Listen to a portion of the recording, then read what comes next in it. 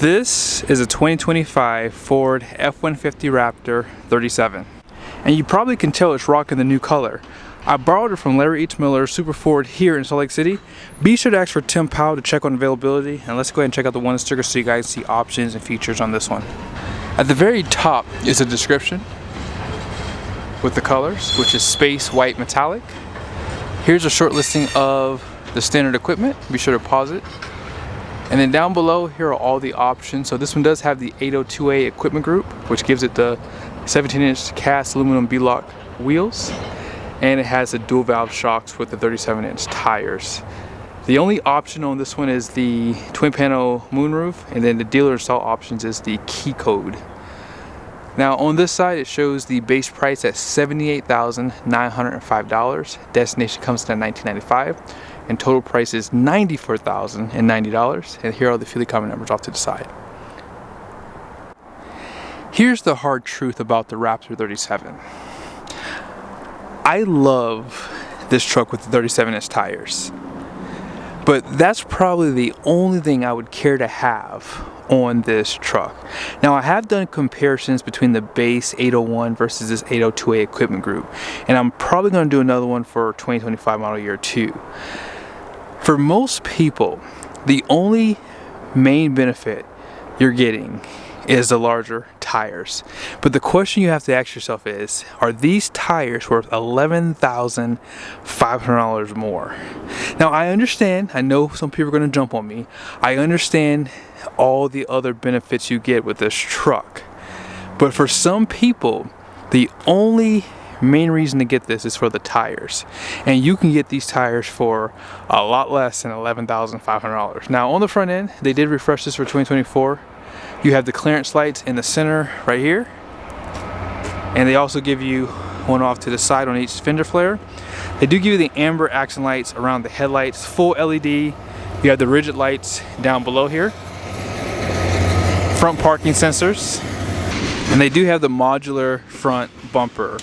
Now something else they do a little different is your recovery hooks on the front end. You guys can see the huge skid plates down below. Active grille shutters, camera with a sprayer, and then here is a quick look at that suspension. So with this bumper, it does give you better ground clearance over the regular Raptor 35, and you get the dual valve shocks. But again, let's just be honest here, how many people are really going to get the full benefit out of this more capable suspension? Most people are probably never going to take this truck off-road, right? So does it make sense to spend $11,500 more for the truck? Now here's the tread pattern for the tires. BFGoodrich KO2s are still being used, and in case you need to see that tire size, it's right here. 37 by 12.5, 17-inch wheel, LT tires, load range C, and here is the capacity for them. 2,755 pounds, max PSI is 45. One good benefit about this package is they do give you the B-lock capable wheels, and I like the ring that they give you around there. You could actually replace that for something with more color on it too. 6 lug, and you're gonna have larger brakes, I would say, for something like this too. Now one thing I would like to see on this truck is a sway bar disconnect. I'm shocked that they have not incorporated that for this truck. And then you guys can see the other side of the suspension. I didn't mention this, but you have double wishbone, independent. And in the comment section, is this an open diff? I do remember they taking the torsion front axle away, what was it, in 2023 plus trucks? I believe that's when it was. Here's a side view of the truck.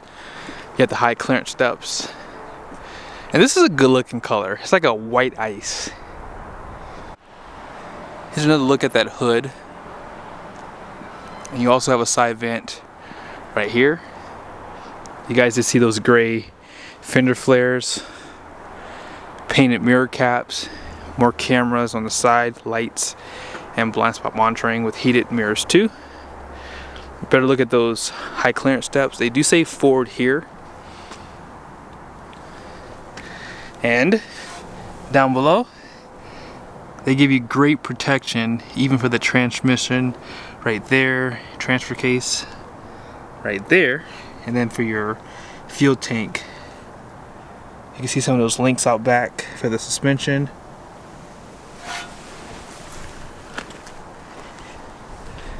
And I always complain about this, no liner on these trucks. Even on the Raptor R, they don't give you a liner.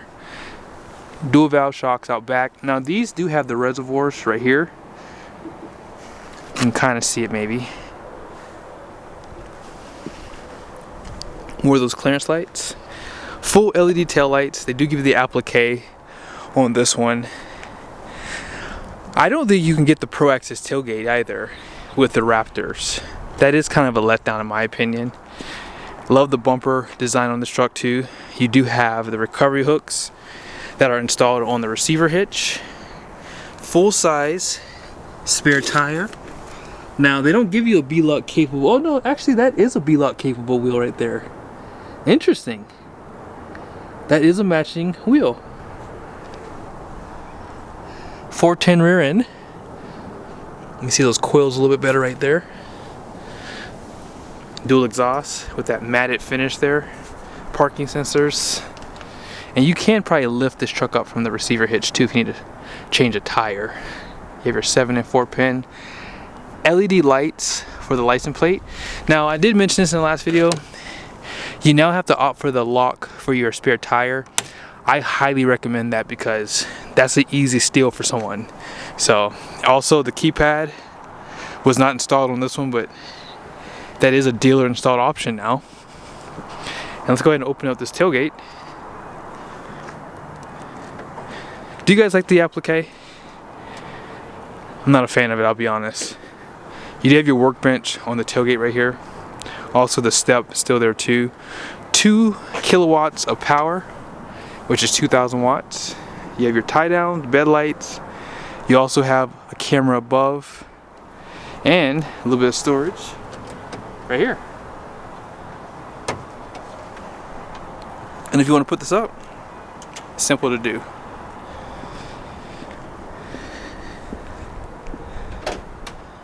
Does Ford have the best twin-turboed 6-cylinders?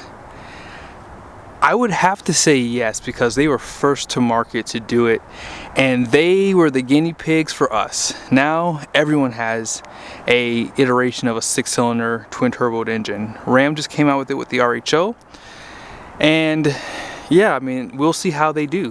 One thing I love about this engine though, it is direct and port injection. That is the greatest thing about this engine. Ram decided to do just direct injection. Most GM engines are direct injection, and obviously that means the valves on the intake side don't get sprayed, which means they get dirty, built up with like carbon basically. 450 horsepower and 510 pound-feet of torque. All that power goes to a 10-speed transmission. They say that the compression online is 10.5 to 1, but it has to be lower because they do recommend using premium fuel, and if you don't use that, obviously that's going to lower that horsepower number. Here's where the Raptor 37 I think becomes a good deal for people like me. The interior. Now, there's not a huge difference, I want to make that point clear, but they do give you this carbon fiber around the interior. What's in the standard Raptor is nice, but this just takes it to another level, right? And carbon fiber is not cheap. Now, the other thing I like about this truck is the seats, obviously. This has the Recaro seats, and in the future, I'm going to try to get these trucks again side by side to see seat comfort, because someone asked me that question, and I didn't pay attention to it, so we will have to redo that test that I did comparing the two. You have that suede material here, and it's still perforated too. Also, you have that perforated leather. You have that gray and red stitching right there. Tilt headrest, that comes a part of the 35 too. And I like this overall design of the seat. Very sporty bucket seats. They also give you the satin material around the seats. When you get other trim levels, it's like a bright chrome. This just looks a lot cooler, sporty, whole 9 yards. Power steering column, you have the paddle shifters. I've used the paddle shifters on these trucks. It feels like it's a gear limiter. It doesn't feel like the transmission is more sporty when you use them. And then here's some of your controls on the side here. Auto stop start can be disabled. All your lighting controls here. dimmer for the gauge cluster, and these are your mirror lights there too. You can drop the tailgate, turn on the bed lights, electronic parking brake, power pedals. No sport pedals on this truck. I would like to see that forward. And then here's your kick plate. And in case you care to see, it does say Recaro right on the side of the seat. And let's go ahead and check out the interior on that side. 14 speaker B&O sound system. Here's that carbon fiber in the shade too. They have more right here. Soft touch on the dash. Now shockingly, you don't get a 10-way seat on this side. It's still an 8-way seat even with the Raptor 37. You have that Ford Performance badge right there. 12 volt and 120 volt power plugs. A little bit of storage right there. And right there for your glove box.